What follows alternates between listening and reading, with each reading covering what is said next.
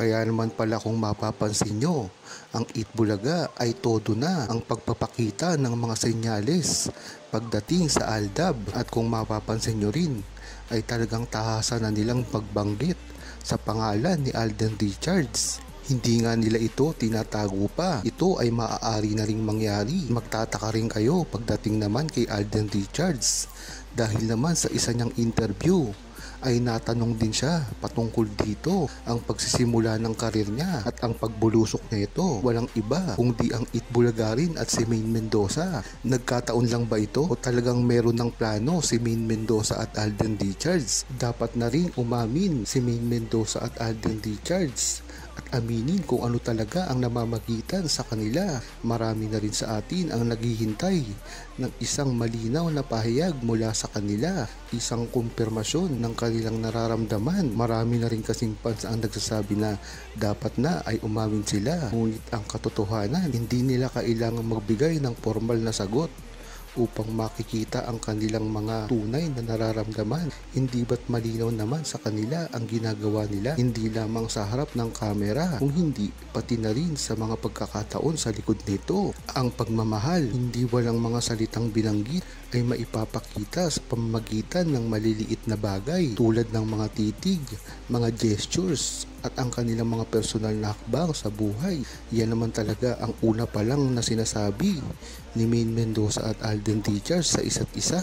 Ang pagiging public figure nga ni Maine Mendoza at Alden Richards ay hindi madali at malaki ang pressure na nakaakibat dito, lalo na't ang mga fans at basher ay laging may opinyon at inaasahan na makakita nila kung ano ang nangyayari sa likod ng kamera. Pero sa kabila ng lahat ng iyon, pinatunayan ni Alden Richards at Maine Mendoza na walang makakasira sa kanilang pinaghirapan. Ang mga challenges at pagsubok ay hindi naging hadlang para magpatuloy sila sa kanilang mga proyekto at sa kanilang mga personal na buhay. Bilang kasing mga artista, hindi nila maiiwasan usapin ang tungkol sa mga kontrata, management at ang mga network na kanilang pinagtatrabahuhan. Kagaya nga ngayon ni Alden Richards na nagtatrabaho sa ilalim ng GMA at ganoon na rin si Maine Mendoza.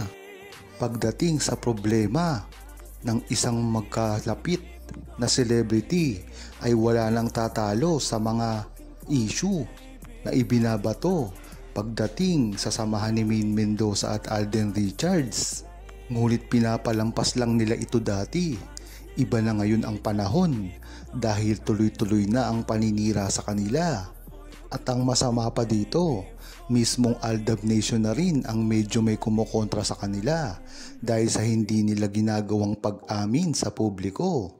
Tila nagagalit na rin sa kanilang dalawa. Dahil nga naman dapat ay sabihin na nila ito nang sa gayon ay hindi na sila masira pa. Hiling lang na kasi ng mga Aldab Nation ay para rin naman sa kanila ang gagawin nilang pag-amin dito. Ngunit hanggang ngayon ay talagang kriptiko pa rin ang ginagawa ni Maine Mendoza at Alden Richards pagdating sa pag-a-address sa publiko. Ang iba naman ay nakakaunawa sa kanilang mga ginagawa dahil nga matagal na nila itong sinabi. Ibinunyag kung ano man ang namamagitan sa kanila at hindi na nila ito dapat gawin pa ng paulit-ulit at ipamuka sa buong Aldab Nation at sa publiko kung ano talaga ang meron sa kanila dahil nasagot na rin nila ito dati pa. At kahit pa man sali-saliwa ang mga opinyon ng buong Aldab Nation ay naniniwala naman at nag-iisa ang gustong mangyari ng buong True-Blooded Aldab Nation ay ang maayos na ni Maine Mendoza at Alden Richards kung ano talaga ang tunay na nararamdaman nila sa isa't isa. Kung isa ka sa mga True-Blooded Aldab Nation, alam mo ang isyong ito at nasubaybayan mo na ito kung bakit hanggang ngayon ay hindi nanliligaw si Alden Richards. Marami din kasi ang mga bashers niya na siya ay pinagbibintangan na hindi isang lalaki. Ngunit ipinaliwanag na ito ni Alden Richards na ang naging huling girlfriend niya pa ay noong siya ay nag-aaral pa sa high school. At kung isang True-Blooded Aldab Nation ka ay nasubaybayan mo talaga ang buhay ni Alden Richards at Maine Mendoza. Pagkatapos nga ng kanyang high school ay diretso kagad na nag-artista si Alden Richards. At ang una niyang nakakalab team dito ay si Luis. At noong bata pa siya, sinabi niya na pwede niya itong maligawan.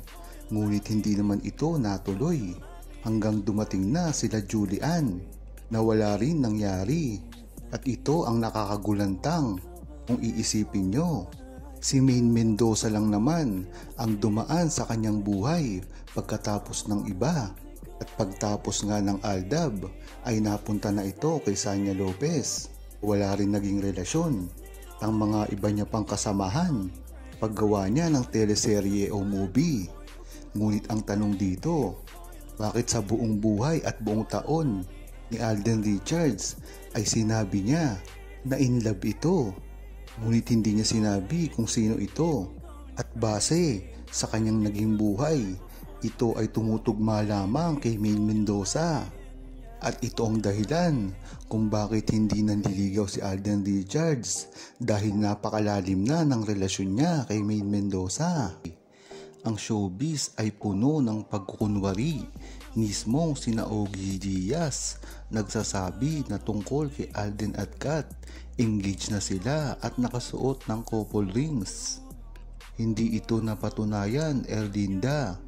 Dahil lamang napapabalita si Alden Richards at Catherine Bernardo na magkasama ay hindi ito kumpirmado na nanliligaw man lang kay Catherine Bernardo dahil nga ito kay Maine Mendoza. Alam naman natin na magkaibigan o magkapatid lang ang turingan ni Alden Richards kay Catherine Bernardo, kaya hindi ito kailanman mai-engage. Talagang malapit sila dahil naging magkaibigan na, pero malabo itong mangyari. Pagpapatuloy pa ni Erlinda sa interview kay Alden, talagang pakasalan na si Kat, ayaw nang pakasalan pa.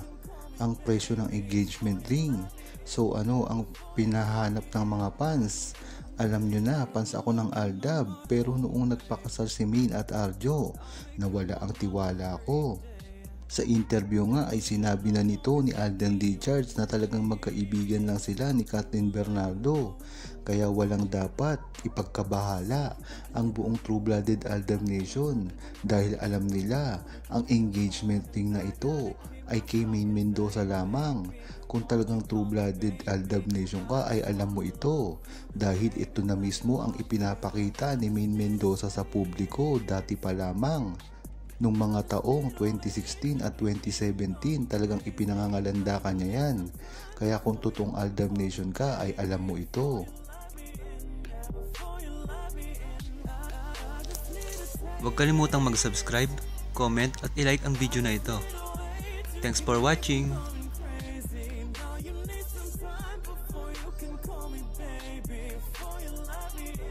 Before you love me